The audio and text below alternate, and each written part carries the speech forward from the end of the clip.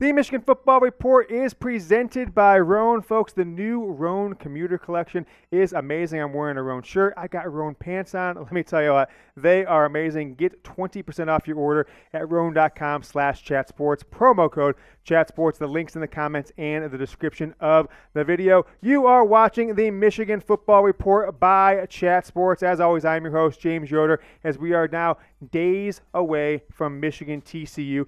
Potentially the biggest win in Michigan football history coming up on Saturday. I know the opponent isn't the kind of opponent that you would necessarily put with that type of statement, but maybe some people say, well, the win just November 26th, a month and 2 days ago against Ohio State, that's the biggest win maybe in program history. I think a college football playoff win for the first time in history, that would take the cake until they win the national title 9 days later. Let's start the show. I'm going to ask you guys who your favorite Michigan football player of all time is. Mine, it's always going to be Charles Woodson. I happen to be a funny story. I'll tell a quick Yoder story.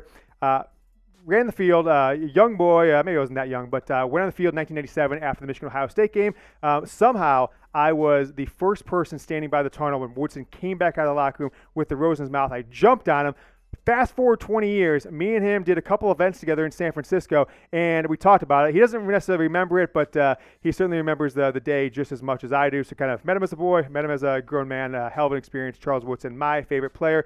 Mitch says Woodson. Woodson's for Jersh Beckham says Woodson or Braylon. Braylon would be my number 2. And then Jimmy James Jameson, thanks so much for watching again. He says Woodson, the GOAT, as well. All right, let's kind of take a look at the top stories of today. How about this just unrealized stat from, I think, college football fans and Michigan fans alone. Michigan, when they take the field against TCU, will only be the third program in college football playoff history to go into the playoff multiple times as a top 2 seed. People say, well, no, Georgia's done it. No, Georgia hasn't done it. They were the number 3 seed last year. They were the number 3 seed in 2017. They made it one other time, right? Yeah, they did. Where they were. So they've been a number top 2 seed one time. Oklahoma's actually been a top 2 seed one time. Clemson, Alabama, Michigan, Ohio State.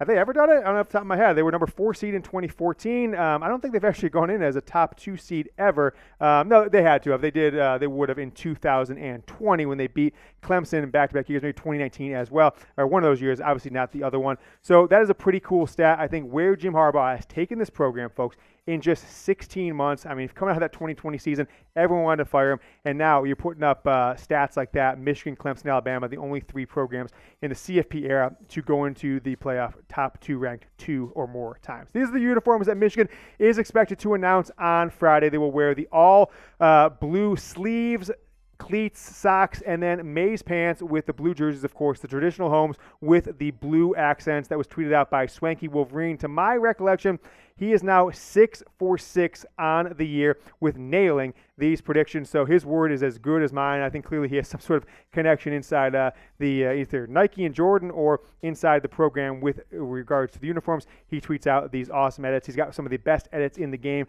at Swanky Wolverine on Twitter. I don't think we'll see another one until maybe a few days before Michigan National Championship game coming up in a little more than a week. All right, guys, do you like this rumored uniform combo for the CFP semifinal against TCU? Let me know in the comments. Give it a Y for yes and for no. I like it. I like the big game blues, but maybe they're overplayed. I would love to see maybe all mazes, but maybe it's not the time for it. Potentially next year they'll wear them, but all mazes. And one day, I love to see Michigan wear the inverse, maize jerseys, blue pants. Recruits have been tweeting it out for several years now, but they're going to go with the traditionals. I like the decision. Some of the best uniforms. John Blaze saying, hail yes. Chad Zolman with a Y as well. Forrest Pham, he's saying, bring back the 97 away jerseys. That was a big topic of conversation last week. A lot of people were saying 97 away jerseys. I didn't understand it, didn't get it, but it is back in there on the live chat. So give me a Y or N. All right, Matt Weiss, some rumors that have just started to pop up that we've semi-confirmed, but I did want to make sure you guys aren't caught off guard as we kind of, 11 days left in this college football season, right? 12 days, I guess, to the 9, 3 days left here. Matt Weiss is expected to touch his toe, right? His agent is already putting out word, from what we're hearing, to the NFL, potentially seeing if there is an offensive coordinator role for him. He spent his entire career, basically, his adult career for the most part, kind of, outside of his mid-20s, with the Ravens, spent 12 different seasons with the Baltimore Ravens. And if his NFL job out there, just like Mike McDonald last year, his career was in the NFL, his interest in the NFL, and he was going to be going with Jim Harbaugh last year if Harbaugh took the Minnesota Vikings job. So we'll see how it shakes out. I wouldn't begrudge him, right? He doesn't owe Michigan anything. I think he's given Michigan everything that they've gotten out of him. So if he does take an NFL job, I think as long as Sharon Moore stays on, I'd hate to lose both those guys in the same year. But Matt Weiss, NFL, potentially. I'm not saying he's going to get the job, but don't be caught off guard by those rumors. Guys, I'm sure many of you are just like me and have a social life, have parenting responsibilities, heck, even go to the golf course sometimes while on company time. Well, I've got the solution to the hassle of changing clothes between your daily activities. It's the Commuter Collection from Rome. Athletic dress pants, shirts, and apparel. Men's closets were due for a radical reinvention, and Roan stepped up to the challenge. I'm wearing Roan's commuter shirt and commuter pants, both part of their Commuter Collection, which is the most comfortable, breathable, and flexible set of products known to man. And here's why. Roan helps you get ready for any occasion with the Commuter Collection, which offers the world's most comfortable pants, shirts, half zips, and polos. You'll never have to worry about what you wear when you've got the Roan Commuter Collection on. Roan's comfortable 4-way stretch fabric provides breathability and flexibility that leaves you free to enjoy what life throws at you. From your commute to work to your 18 holes of golf, it's time to feel confident without the hassle. With Roan's wrinkle-free technology, wrinkle-release technology, wrinkles disappear as you stretch and wear the products. It's that easy. With Gold Fusion anti-odor technology, you'll be smelling fresh and clean all day long. Guys, I've been sweating all day, and I still smell pretty good here. On top of that, Roan is 100% machine washable, so you can ditch that dry cleaner altogether. Look at this performance fabric. I can stretch this bad boy out. You can wear it to the golf course. You can wear it to a party. You can wear it to the office. You can put a sports coat with a suit and tie on it. As I said, 100% machine washable. Personal endorsement from me on this one. I just want to tell you guys, I absolutely love the Roan commuter pants. They are amazing. They feel like suit pants, but they also then kind of feel like sweatpants, and this commuter shirt is amazing. Comfortable, flexibility, going from the office to grab sushi, drinks, or even a movie, head to a ball game, baseball, football, whatever it is, and I feel fresh after wearing it all day long. Go to roan.com/chatsports. Use that promo code chatsports, one word, for 20% off your order with Roan. How about RJ Moten? We got this question earlier in the live show. Switching positions, it reported yesterday, going exclusively to linebacker for the college football playoff season, for this game against TCU, and obviously presumably for the national championship game when Michigan beats TCU. So here's your opening day starter. And then they started rotating him, Rod Moore, and Makari Paige. And then about 8 games in, Makari Paige started to get all the snaps. RJ Moten's role was taken back a little bit. So what this means necessarily, I think you can tell, is that Michigan really doesn't trust the depth in their linebackers behind the two starters right now, Michael Barrett, of course, and Junior Colson. And they know they're going to need more linebackers against Georgia. Not necessarily against TCU as much, I don't think, but against Georgia, should they play that game, definitely going to be playing a different style of offense or defense than they did against Ohio State a few weeks back. That's where this RJ Moten role comes into play. If he gets in there, plays well, he could kind of be in that 2-deep rotation next year, get more playing time at linebacker, because it seems like Makari Paige has taken that job for him. And with Rod Moore only being a sophomore, not necessarily a high NFL draft prospect next year, I think those two guys might be your starting safeties for at least the next 2 seasons. So we'll see what happens with RJ Moten. If he is convinced he's staying at safeties his future, he's a potential transfer candidate after the playoff, but we'll see how that shakes out. I'm not going to make any predictions as of now. Are you guys headed to Glendale for the Fiesta Bowl? Let me know in the comments down below or the live chat. Give me a 1 for yes, 0 for no. We just booked our flights to the national championship game. So if I've got to go out there and watch TCU, if I get to watch TCU play Ohio State, I might self-harm. I mean, I'm not trying to make a joke here, but I would be so disappointed that we've already booked flights, everything, non-refundable at this point. So I'll be at the national championship game on January 9th in LA. We'll not be going to the Fiesta Bowl because, you know what, there's other things going on. So we'll be out there for LA. Let me know what you guys are. We got quite a few zeros, but Forrest Pham, he's giving it a 1, so he's going to be there. And LJ Wolverine, just like me, saving it for the Natty. Appreciate you guys. Keep commenting in the live chat and down in the comments if you're watching this later on Wednesday evening. Donovan Edwards, we showed you yesterday, we showed you on Tuesday that he is in a cast, right? It's a smaller cast. He was hiding his hand. I think Michigan put out a video social about like the players getting off the bus and all this stuff. Didn't show his hand there, his right hand either. But Donovan Edwards got that surgery about 3.5 weeks ago. New cast, smaller cast. It's a black cast, not that big white, club that he had for a while. And reportedly, this new cast is small enough that he is able to catch the ball and hell, even maybe tuck the ball at certain times in his right hand. So a renewed opportunity in the passing game is what we are seeing from Donovan Edwards. So don't be surprised if, where we didn't expect him to catch any passes the last 2 games, if you see him out of the backfield catching 2-3 passes against TCU. And for Donovan Edwards, I said this on our show yesterday. I did want to reiterate it for anyone who didn't catch that. What is, you look at his stats.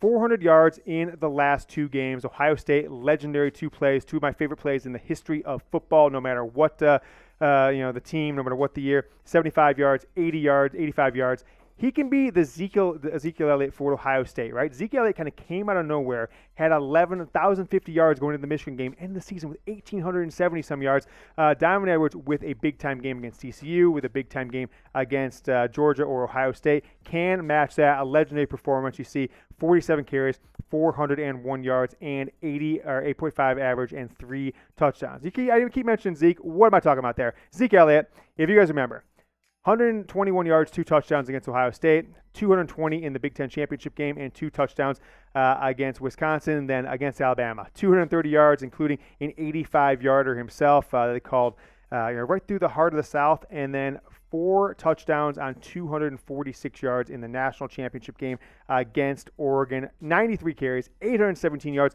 and 10 touchdowns over a 4-game stretch to win the title for Ohio State. I think that's what we can potentially see Donovan Edwards if he is, as we're expecting him to be fully healthy, and Michigan puts him in a spot like they clearly have done recently. If you think about it, his 13 career touchdowns in Michigan, 6 of them over 60 yards, I think was what I read yesterday. Big-time plays is what Donovan Edwards is all about. I'll put this number in front of you guys. Give me an over or under. Just comment it. Donovan Edwards coming up on Saturday afternoon, Fiesta Bowl, CFP semifinal, 125 yards, over or under. I'm going to go over on this one. I think I made 15 different predictions. I'm gonna go 146 yards, 2 touchdowns for Edwards. The live chat is easy over. I don't see anybody with an under, so let me know what you guys thinking. Donovan Edwards over or under 125 rushing yards. We've been telling you about Andrel Anthony over the past couple weeks, 10 days or so. Potential injury, ankle injury. Made the trip to Phoenix, is at practice with Michigan. But as you see in this photo that kind of leaked out there from some of the beat writers, he is not in full pads, did not participate in practice with Michigan on Tuesday or on Wednesday. So as we are expecting him to not necessarily be a part of the game plan, if anyone's expecting him to be part of the passing game plan, I think he might play, but I don't think he's going to be a big part of the game plan. Maybe they'll save him up for the national title game, but as of now, he is not practicing. Doesn't really matter, right? He has not been an impactful player, less than 10 catches so far this year, several opportunities downfield where he just can't come up with the ball, cannot outclass a defensive back to go get the ball, and as such, Ronnie Bell, Cornelius Johnson as of late, especially Luke Schoonmaker, who's been hurt a little lately. We haven't heard as much from him, and then, of course, Roman Wilson have been your top pass targets. But how about Colson Loveland? I think could be a differentiator in this game as well. So didn't participate in Tuesday's practice, and that is the latest on Andrel Anthony. All right, guys, more injury updates. Oluwatimi was pictured a couple weeks ago when Michigan accepted the Joe Moore Award for back-to-back best line in all of college football. Some people call it the Sharon Moore Award. Did you hear that one? They might rename it Sharon Moore, formerly Joe Moore Award. Seen with a boot on. Non-surgical injury, and has been 100% in practice the last 2 days. So if you've seen those pictures, if you see any speculation on Oluwatimi, he is ready to go. Apparently tweaked his ankle coming out of the Big Ten championship game, but not anything that's going to keep him out in the 4 weeks between that game and TCU. How about Makari Hill-Green was named as starter at the linebacker position coming out of fall camp, injured, and then we kept hearing him. And I told you about 7 weeks in, I said, he hasn't played yet, guys. He's not playing this year. I mean, it's just that simple, and there was speculation all over the internet on Tuesday. He made the trip. He's back. He's been practicing. He's back. didn't practice, is almost in a coaching role as of right now, has yet to play this entire year. I don't think Michigan needs to hold a year for him or redshirt him or anything like that because it doesn't matter. He can play 4 games, still get his eligibility. But even with the COVID year, it doesn't matter. But they're not going to put him in a situation where he has been, not in football shape, not to play that this year. Put him in a game that, might decide the national championship for Michigan. So don't expect Makari Hill-Green to play, not practicing, more in a coaching role, and how maybe that's what his future is at this point for this program. All right, guys, as we are approaching 26,000 subscribers, I do want to remind you, if you have yet to do so, make sure you subscribe to the Michigan Football Report. We're the most watched, listened to, consumed show on covers the Wolverines across any platform. That includes TV, radio, Detroit radio, Ann Arbor radio. We're doing twice the Detroit radio, 3 times the Ann Arbor radio guys as far as total monthly audience, TV shows, etc. 25,390 was the number when we started today's show. Subscribe if you haven't. If you have, you like the show. If you know Michigan football fans, I know a lot of you guys are in group chats, tech chats with 4, 5, 6, 10 of your buddies from college, wherever. Send the link to the show. Have them subscribe. Have them join into the fun. How about Mike Morris? From practices the last 2 days is now 100%. I gave my update a couple days ago. I said 90% by game time. We're hearing 100% ready to go, preparing for TCU. The defensive lineman of the year for the Big Ten did not play against Purdue and only had 11 snaps against Ohio State. So, folks, other than Blake Corum and maybe Andrel Anthony, Michigan is 100% healthy going into this game unless something catastrophic or really, unfortunate happens over the next couple of days. Michigan's practicing here Wednesday. They'll have a light practice on Thursday and then walkthrough on Friday, game day on Saturday. So expect Michigan to be 100% healthy unless we see something come up here in the next few days. Mike Morris healthy, Oluwatimi healthy, and Donovan Edwards, although his right hand is still in a cast, is actually able to catch passes with this new lighter cast. Don't expect him to throw any balls like he did last year against Iowa, that deep pass to Rowan Wilson, but definitely catching and running the ball. He is healthy. What are you guys going to do on New Year's Eve? Michigan wins, advances to the national title. Let me know what your plans are. I haven't even thought about it yet. I got to do a show here, and then what happens? I might just pour a bottle of champagne on myself, although I'm expecting a national championship this year, so we still got one more game after that. But it is New Year's Eve, so be safe. But make sure when you're in a safe place, you're around people that make sure no one's driving or anything like that. Celebrate, as much as you can, as much as you can handle. Michigan beats TCU, goes to their first national championship game, really in college football history, because Michigan has not been there since things went to bowl games. '97, they still played in the Rose Bowl against a top 10, but certainly not a top 2 Washington State team. The spread of this game is Michigan 7.5-point favorites. The over-under stays at 58.5. Nothing has changed in this one. So if you're betting out there, you guys know what to do with BetUS, our sportsbook partner. Michigan 7.5-point favorites. I think they're going to do this. My score prediction, 35-15. 5 field goals for TCU, 5 touchdowns for Michigan. If you are watching and you are a Michigan football fan, help me drown out the haters and losers that from TCU, of which there are many, who keep bombarding our show comments with their Horned Frog BS. Ohio State guys are still doing it. We're gonna get revenge for you, blah blah blah. So make sure you're scamming Go Blue. The production crew is deleting all those comments in the live chat that people are saying, Horned Frogs, Go Bucks, blah blah blah. If you're watching on demand later on Thursday or Friday morning, make sure you guys are typing Go Blue to represent Michigan and drown out the haters and losers.